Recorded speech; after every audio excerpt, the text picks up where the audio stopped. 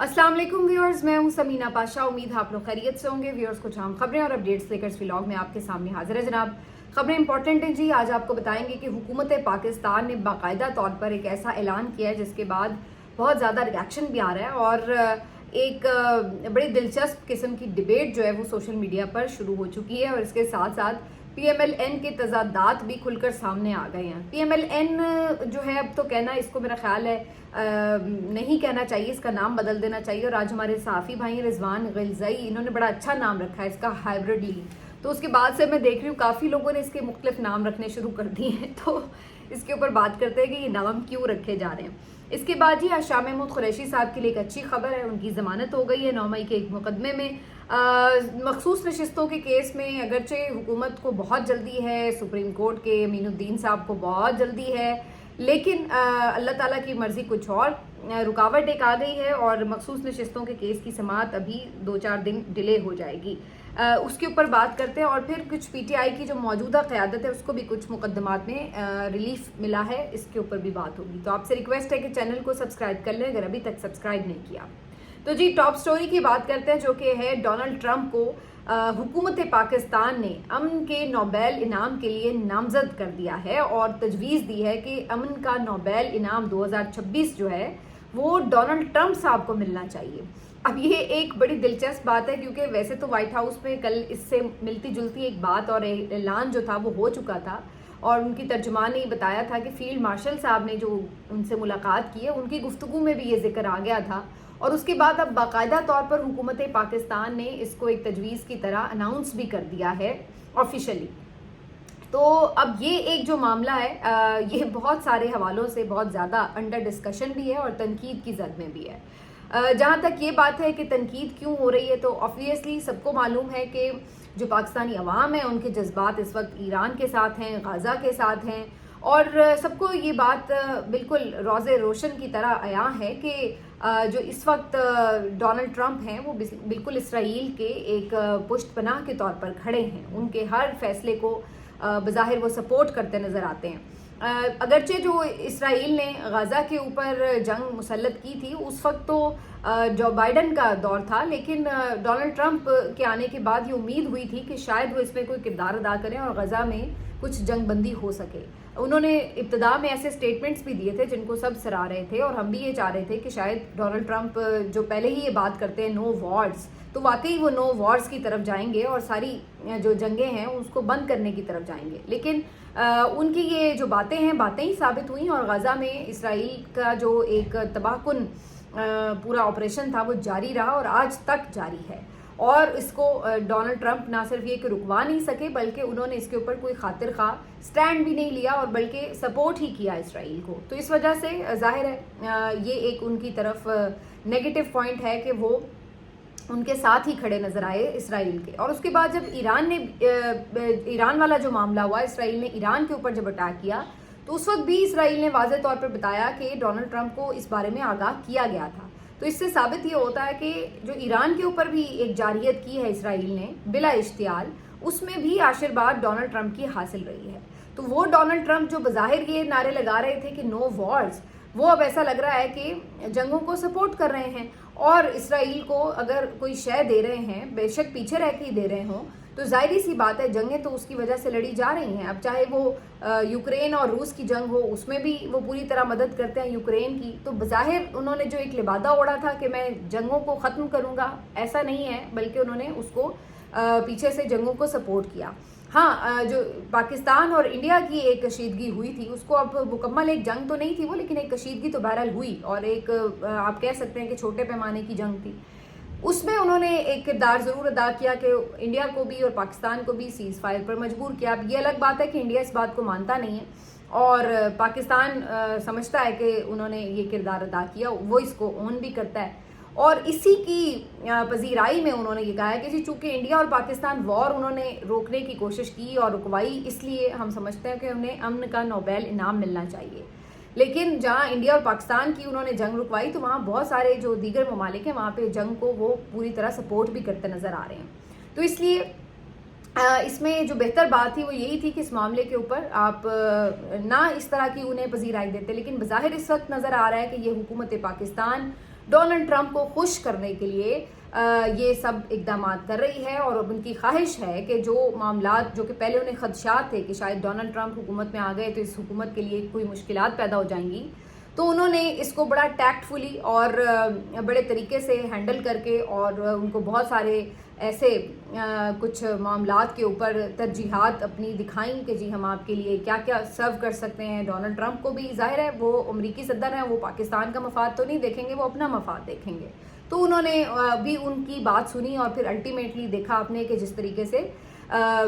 जो रीजन के अंदर पाकिस्तान की अहमियत भी चूँकि बढ़ गई, तो इस वजह से डोनाल्ड ट्रंप को एक मुलाकात भी करनी पड़ी और फिर अल्टीमेटली उन्होंने चीज़ों को जिस तरह से किया। डोनाल्ड ट्रंप वैसे भी कुछ लगता है कि खुद सताइशी भी पसंद करते हैं, क्योंकि अभी ये कल ही उन्होंने एक स्टेटमेंट दिया है कि जी मुझे तो नोबेल इनाम मिलना चाहिए, मैंने जो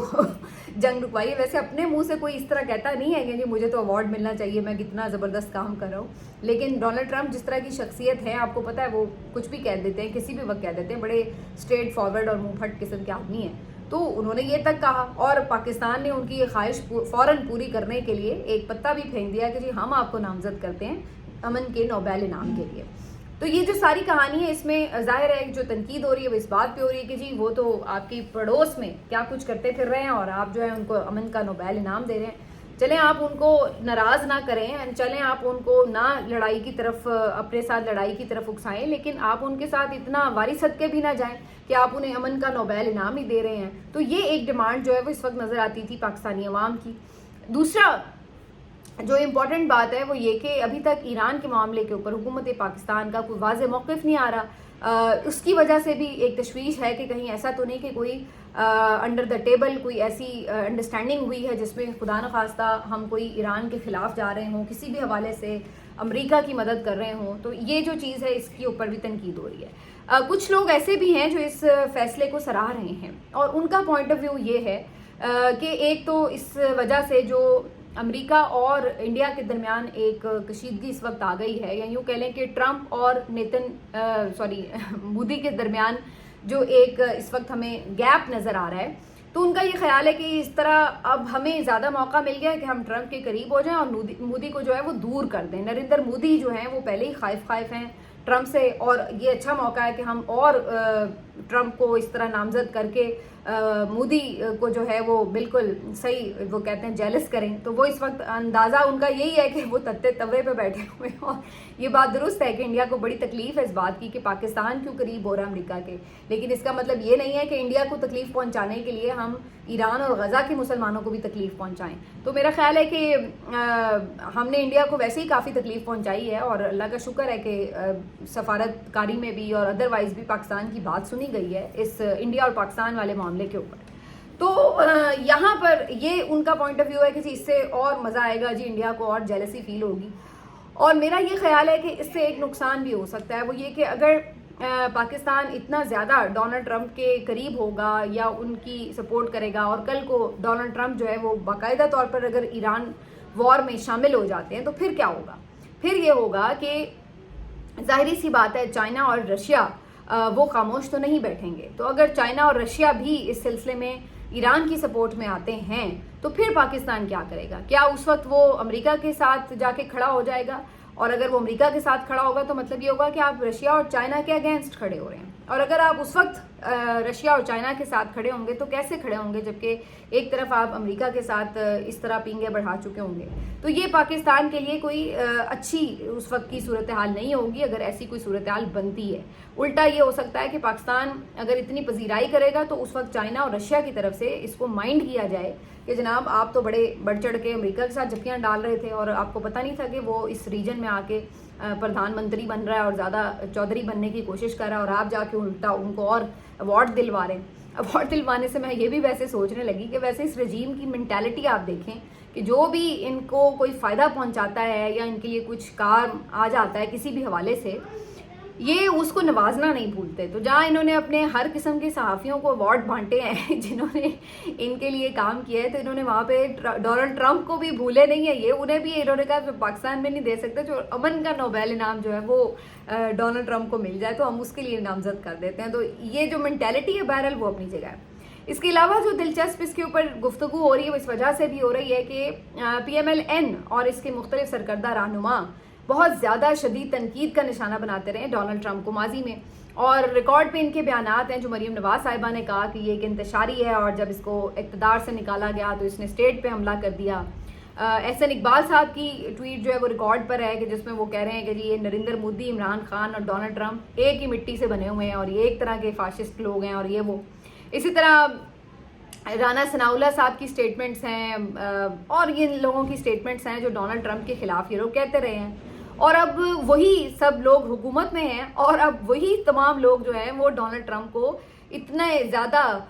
اس کے واری صدقے جا رہے ہیں کہ جناب اس کو امن کے نوبیل انعام کے لیے نامزد کر رہے ہیں۔ تو اس کو کہتے ہیں تھوکا ہوا چاٹنا، کہ جب کل آپ کو وہی ڈونلڈ ٹرمپ برا لگ رہا تھا، لیکن آج اس نے جیسے ہی آپ کے اوپر ذرا پیار کی ایک نظر ڈالی تو ساتھ ہی آپ نے اس کو جو ہے وہ اتنا خدا بنا لیا ہے کہ اب آپ اس کے لیے واری صدقے جا رہے ہیں۔ آپ کو نہ غزہ کے بچوں کی آہیں اور ان کی چیخیں سنائی دے رہی ہیں، نہ آپ کو ایران میں اٹھتے بگولے دھماکے نظر آ رہے ہیں، اب آپ کو صرف اس کی ایک نظر کرم اتنی پیاری لگ رہی ہے کہ آپ اس کے اوپر ہار ڈال رہے ہیں کہ جی آپ ہمارے مائی باپ ہیں، ہمارا تحفہ قبول کریں۔ تو یہ نون لیگ کی ایک بہت جس کو کہتے ہیں نا سیاست کی گھٹی میں ہے، جس کے بارے میں اب مجھے یاد نہیں ہے کس نے کہا تھا، لیکن کسی بڑی مشہور شخصیت نے کہا تھا کہ جب اقتدار میں ہوتے ہیں تو مشکل میں ہوتے ہیں تو یہ اس وقت تو پاؤں پکڑتے ہیں، اور جب یہ طاقت میں ہوتے ہیں تو پھر گریبان پکڑتے ہیں۔ تو ان کو اس وقت اس در سے مشکل تھی تو یہ پاؤں پکڑ کے بیٹھ گئے ڈونلڈ ٹرمپ کے، اور کل کو یہ پھر اس کے خلاف چر دوڑیں گے کہ جی یہ ایسا شخص ہے، یہ مینٹلی پاگل ہے، یہ یوں ہے، یہ وہ ہے، اور یہ وہ کہہ چکے ہیں۔ تو یہ جو ایک ان کا تضاد ہے یہ اور بھی ذرا سامنے آ رہا ہے کھل کے۔ اس کے علاوہ جو خواجہ آصف صاحب نے بھی ہائیبرڈ نظام کے اوپر روشنی ڈالی ہے، جس کے اوپر میں نے پچھلے ولاگ میں تفصیلی بات بھی کی ہے، تو اس کے اوپر بھی کافی اب ظاہر ہے ہر کوئی تنقید کر رہا ہے۔ مزے کی بات یہ کہ خواجہ آصف صاحب اس بات کو الٹا ری پوسٹ کر رہے ہیں بڑی فخر کے ساتھ کہ جی بالکل میں نے یہ بات کہی ہے، اور یہی وجہ ہے کہ مختلف صحافی اب اس بات کو اس انداز سے یہ دونوں وجوہات کی بنا پر نون لیگ کا نام کوئی ملٹری لیگ کہہ رہا ہے، کوئی اس کو جو ہے وہ ہائیبرڈ لیگ کہہ رہا ہے، کوئی اس کو کوئی اور نام دے رہا ہے، لیکن ان کو شرم دلانے کی کوشش کر رہے ہیں کہ یہ لوگ جو بڑے اینٹی اسٹیبلشمنٹ اور ووٹ کو عزت دو کا نعرہ لگا کے میدان میں اتر رہے تھے، حال ان کا اب یہ ہے اس وقت کہ یہ اپنی چوائس سے کوئی ایک فیصلہ بھی نہیں کر سکتے۔ آج خواجہ سعد رفیق صاحب نے بھی ایک ٹویٹ کیا ہوا ہے اور انہوں نے بیسکلی یہ ٹرمپ والے معاملے کو ہی بتایا ہے کہ کس انداز سے وہ دیکھ رہے ہیں۔ تو وہ کہتے ہیں کہ جی جس کو آپ چارہ ڈال رہے ہیں وہ گھاس بھی کھائے گا اور اس کے بعد آپ کو دلتی بھی مارے گا۔ تو یعنی وہ بتانا یہ چاہ رہے ہیں اپنی لیڈرشپ کو کہ جو آپ ڈونلڈ ٹرمپ کو یہ امن کے نوبیل انعام کے لیے نامزد کر رہے ہیں اور اس سے اتنا پیار بڑھا رہے ہیں، تو یہ یاد رکھیے کہ ان کی فطرت میں ہے کہ یہ بعد میں آپ کو جو ہے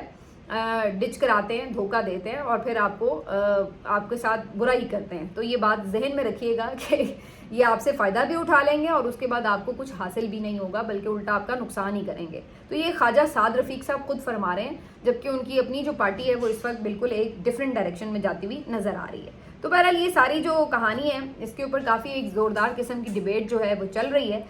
لیکن الٹیمیٹلی اس وقت جو نون لیگ کی تو اتنی حیثیت نہیں ہے کہ وہ اپنے طور پر فیصلے کرے، اس لیے جو انہیں کہا جائے گا وہ تو جناب یس سر کر کے سر جھکائیں گے اور کرتے چلے جائیں گے چاہے وہ کچھ بھی ہو۔ تو اس لیے یہ تو اب ان کو جو ہے وہ سارا بوجھ اٹھانا پڑے گا۔ بہرحال اس سے آگے بڑھتے ہوئے آج کچھ عدالت سے اہم خبریں ہیں جی۔ ایک تو پہلی خبر شاہ محمود قریشی صاحب سے متعلق ہے، جن کی آج 9 مئی کے ایک مقدمے میں ضمانت منظور ہو گئی ہے۔ تھانہ شادمان جلانے کا مقدمہ کیس تھا یہ، اور اس میں شاہ محمود قریشی صاحب کی ضمانت منظور ہو گئی ہے، لیکن کیا ان کی رہائی ہو پائے گی؟ جی نہیں، ان کے اوپر ابھی اور بھی 9 مئی کے مختلف کیسز ہیں جس کے اندر ان کی ضمانتیں ہونا باقی ہیں، تو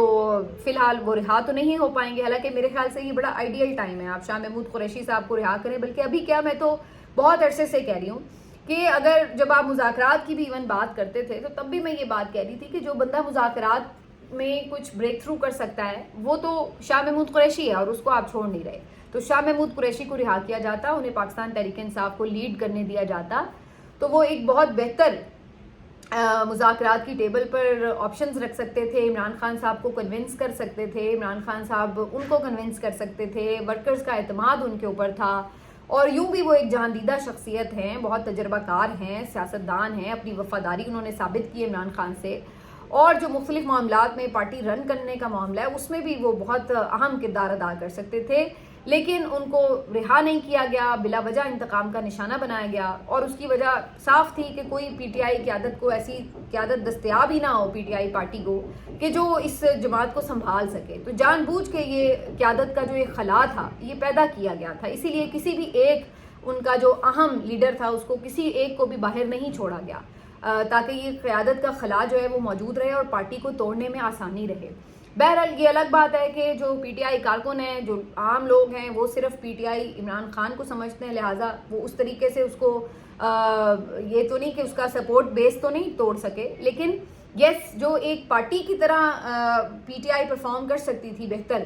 وہ شاید اس لیول کی پرفارم نہیں کر پائی، وہی وجہ جو میں نے ابھی بتائی. تو بہرحال ابھی بھی اگر شاہ محمود قریشی صاحب کو رہائی ملتی تو وہ بہت بہتر ہوتا، اس حکومت کے لیے بھی بہتر ہوتا، ایک پراپر فنکشننگ آپ کو ملتی، ایک اپوزیشن کی بھی اور تمام تر چیزوں کے لیے وہ بہتر طریقے سے لیڈ کر پاتے. لیکن انفارچونیٹلی یہ سینس کسی کو بھی نہیں آئی، اور اب صورتحال یہی ہے کہ شاہ محمود قریشی صاحب ابھی بھی رہا نہیں ہو پائیں گے، ابھی مزید ان کے مقدمات باقی ہیں. اس کے علاوہ جی گوہر ایوب خان صاحب، بیرسٹر گوہر صاحب، شعیب شاہین صاحب، علی بخاری اور عامر مغل، ان کو احتجاج کا ایک مقدمہ تھا جو 8 فروری کے بعد کوئی احتجاج ہوا، اس میں بری کر دیا گیا. انہوں نے بریت کی درخواستیں دے رکھی تھیں، دفعہ 144 کی خلاف ورزی کا الزام تھا اور ان کی یہ درخواستیں منظور ہوئی ہیں، ان کو بری کر دیا گیا ہے. لیکن اس طرح کے کئی مقدمات چھوٹے موٹے یہ وہ بس چل رہے ہیں اور وہ اسی طرح ہی ہیں، نہ ان کی کوئی خاص حیثیت ہے، نہ اس میں کوئی ثبوت ہیں، جھوٹے ہیں، وہ سب کو پتہ ہے. بس یہی ہے کہ وہ ان کو ایک اس طرف لگایا ہوا ہے کہ جی پیشیاں بھوگتے ہیں اور یہ وہ، تو خوار کرنے کی غرض سے یہ مقدمات بنے ہوئے ہیں. آخر میں ایک سٹوری آپ کو بتا دیں جی کہ جمال خان مندوخیل صاحب جو ہیں آئینی بینچ میں شامل ہیں، آپ کو پتہ ہے سینئر جج ہیں سپریم کورٹ کے، ان کی والدہ رضا الہی سے وفات پا گئی ہیں، انا للہ و انا الیہ راجعون. اور ان کی والدہ کی وفات کی وجہ سے وہ واپس اپنے جو آبائی علاقے ہیں کوئٹہ وہاں چلے گئے ہیں، اور اب ان کی ظاہر ہے وہاں پہ مصروفیات رہیں گی کچھ دن، تو اس کی وجہ سے جو مخصوص نشستوں کا کیس منڈے کو ہیئرنگ کے لیے فکس کیا گیا تھا اب وہ نہیں اس دن سنا جائے گا، اور منگل کو بھی شاید نہیں سنا جائے، بدھ کے روز شاید ان کی واپسی ہو. تو اس طرح 2-3 دن کا جو ڈیلے ہے وہ اس کیس میں آ جائے گا. جمال خان مندوخیل صاحب والدہ کی تدفین اور پھر ظاہر ہے سوگواران سے تعزیت کے لیے لوگ آ رہے ہوتے ہیں، تو وہ سب معاملات کر کے پھر اگلے ویک میں ہی واپس آئیں گے. تو چونکہ وہ دستیاب نہیں ہوں گے تو اس لیے یہ کیس نہیں سنا جا سکے گا. تو یہ جو ہے اب اس میں اللہ کی طرف سے ایک رکاوٹ آ گئی ہے، ورنہ بڑی تیز چلا رہے تھے اس کی سماعت جو اپنے امین الدین صاحب ہیں، ان کو وہ زیادہ ہی جلدی تھی. دوسری طرف جو 9 مئی کے مختلف مقدمات کوٹ لکھپت جیل میں سماعت کے لیے اس وقت چل رہے ہیں، اس سے بھی آپ کو ایک اپڈیٹ دے دیں کہ شاکر محمود اعوان صاحب ایک جرنلسٹ ہیں، آپ کو پتہ ہے ان کے بارے میں پہلے بھی میں بات کر چکی ہوں. تو یہ ریگولر ہی ان کیسز کی سماعت کے لیے کوریج کے لیے موجود ہوتے تھے، اور وہاں پر کوٹ لکھپت جیل میں پچھلے کئی مہینوں سے یہ کوریج کر رہے ہیں. تو وہاں پر آج ان کو بھی کوریج کے لیے انٹر نہیں ہونے دیا گیا اور باہر دھوپ میں کھڑا رکھا گیا. کوئی 3 گھنٹے وہ وہاں انتظار کرتے رہے کہ شاید ان کو کوریج کی اجازت مل جائے، لیکن ان کو اجازت نہیں ملی، اندر نہیں جانے دیا گیا. اس کی وجہ بڑی صاف ہے، 9 مئی کی جو مقدمات ہیں ان میں بڑے بڑے سے لوپ ہولز ہیں، بہت بڑی اس میں بوگس چیزیں ہیں، اور جب وہ سماعت ہوتی ہے چیزیں کھل کے سامنے آتی ہیں، مختلف جو وہاں پہ لیڈرز موجود ہیں کوٹ لکھپت جیل میں، وہ جب اس پہ گفتگو کرتے ہیں، تو یہ تمام چیزیں شاکر اعوان اپنے جو ولاگز ہیں اس کے اندر ظاہری سی بات ہے رپورٹ بھی کر رہے ہیں، وہ سب چیزیں ریکارڈ کا حصہ بھی بن رہی ہیں. اس لیے یہ بڑی اہم خدمت ہے جو ایک طرح سے تاریخی کہتے ہیں حقائق وہ اپنے ریکارڈ میں رکھ رہے ہیں. تو پچھلے دنوں انہوں نے جو صنم جاوید کی گفتگو تھی وہ بھی بتائی، اور پھر آخری جو انہوں نے سماعت کا احوال بتایا اس میں انہوں نے بتایا کہ کس انداز سے ایک جو پولیس والا ہے اس نے جھوٹی گواہی دی، اور اس کے بعد آ کے اس نے باقاعدہ سینیٹر اعجاز چودھری صاحب کے پاس آ کے معذرت کی، ان سے معافی چاہی اور کہا کہ مجھے پتہ ہے کہ میں جھوٹی گواہی دے کے آیا ہوں، آپ کے ہاتھ میں تسبیح ہے تو میرے لیے آپ دعا کیجئے گا، مجھے معاف کر دیجئے گا. تو یہ بھی انہوں نے جو ہے رپورٹ کیا، اور اس سے پہلے بھی وہ رپورٹ کر چکے ہیں کہ کئی دفعہ جو گواہ ہیں جب انہیں جھوٹی گواہی کے لیے مجبور کیا جاتا ہے تو بیچارے کس انداز سے وہاں پہ جھوٹی گواہی دے رہے ہوتے ہیں، ان کی حالت کیا ہوتی ہے، اور 1-2 تو پھر بھاگ ہی گئے بیچارے جھوٹی گواہی دینے سے. تو یہ سب چیزیں جب وہ رپورٹ کرتے ہیں، حقائق اور سچائی سامنے لاتے ہیں، تو ظاہر ہے وہ تو کھٹکیں گے. تو اس دفعہ جب وہ گئے تو انہیں بتایا گیا کہ جی آپ کی جو پچھلی رپورٹنگ تھی اس سے کچھ لوگ ناراض ہو گئے، اسی وجہ سے آپ کو اب پرمیشن نہیں دی جائے گی اور آپ کوٹ لکھپت جیل کے اندر جا کے اس کوریج کو نہیں کور کر سکیں گے. تو یہ اب جو ہے ان کے ساتھ آج کیا گیا ہے. حالانکہ कहने को तो ओपन ट्रायल होते हैं। ओपन ट्रायल का मतलब ये कि कोई भी आके उसको देख सकता है, उसकी शफाफियत के ऊपर देख सकता है, जान सकता है, उसके ऊपर सवाल उठा सकता है। तो अडयाला में तो पहले इस तरह हो ही रहा था कि जो अहम जर्नलिस्ट हैं उनके जाने पे पाबंदी लगा दी गई थी और दो चार ही कोई पता नहीं कौन से अननोन से लोग बिठा दिए जाते हैं जर्नलिस्ट कह के। और इधर कोट लखपत जेल में सूरत हाल ये थी कि चलिए फिर भी एक दो लोग चले जाते थे, लेकिन अब उनके ऊपर भी पाबंदियां लगानी शुरू कर दी हैं। तो ये है इन नाम नहाद ओपन ट्रायल्स की हकीकत कि जो लोग इनकी हकीकत बाहर बता रहे हैं उनको ही अंदर आने पे रोक दिया जाता है। और अब इसी तरह से शाकिर अवान साहब को भी सारा वक्त बाहर बिठाया गया। वैसे ये भी बड़ा गैर इंसानी है कि इस कदर शदीद गर्मी के मौसम में उनको बाहर इतनी देर इंतज़ार करवाया गया। तो ये जी आज की अपडेट्स थी। मिलते हैं आपसे अगले व्लॉग में। अपना ख्याल रखिए। अल्लाह हाफिज़।